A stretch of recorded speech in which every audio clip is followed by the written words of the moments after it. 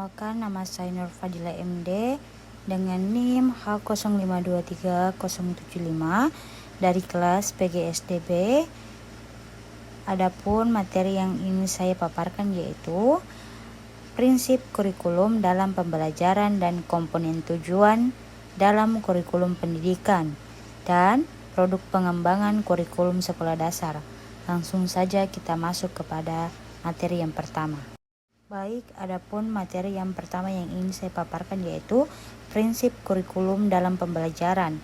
Yang pertama, relevansi. Kurikulum harus relevan dengan kebutuhan dan tuntunan zaman, baik di tingkat lokal, nasional maupun global. Yang kedua, efisiensi.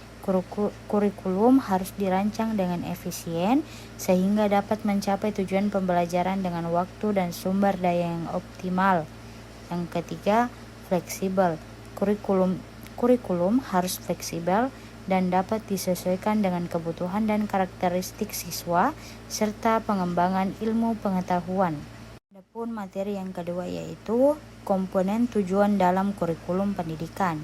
Yang pertama, tujuan umum. Tujuan yang ingin dicapai secara luas dan menyeluruh dalam pendidikan, seperti membentuk manusia yang beriman, berakhlak mulia, berilmu, cakap, kreatif, mandiri, dan bertanggung jawab. Tujuan khusus, tujuan yang lebih spesifik dan terukur yang ingin dicapai dalam mata pelajaran atau bidang studi tertentu. Yang ketiga, tujuan pembelajaran. Tujuan yang ingin dicapai dalam setiap kegiatan pembelajaran yang dirumuskan secara operasional dan dapat diukur. Adapun yang ketiga yaitu produk pengembangan kurikulum sekolah dasar.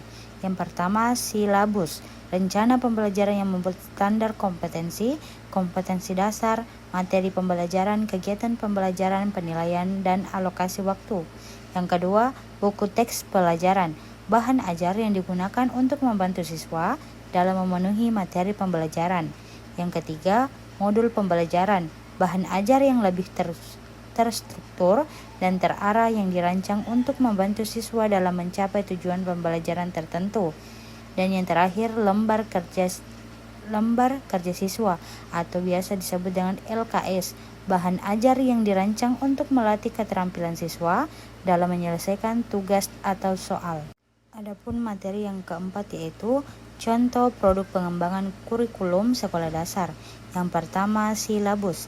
Matematika kelas 4 SD, silabus ini membuat standar kompetensi dasar, materi pembelajaran, kegiatan pembelajaran, penilaian, dan alokasi waktu untuk mata pelajaran matematika kelas 4 SD. Yang kedua, buku teks pelajaran bahasa Indonesia kelas 5 SD. Buku teks ini memuat materi pembelajaran bahasa Indonesia untuk kelas 5 SD seperti teks cerita, teks laporan, dan teks prosedur. Yang terakhir, modul pembelajaran IPA kelas 6 SD. Modul ini dirancang untuk membantu siswa kelas 6 SD dalam memahami konsep dasar IPA seperti sistem pencernaan manusia, sistem peredaran darah, dan sistem pernapasan. Baik, adapun kesimpulannya yaitu pengembangan kurikulum sekolah dasar harus didasarkan pada prinsip-prinsip yang jelas, tujuan yang terstruktur, dan produk yang berkualitas. Guru memegang peran penting dalam menciptakan kurikulum yang relevan, efektif, dan berpusat pada siswa. Itulah tadi presentasi singkat saya. Demikian saya ucapkan banyak terima kasih. Assalamualaikum warahmatullahi wabarakatuh.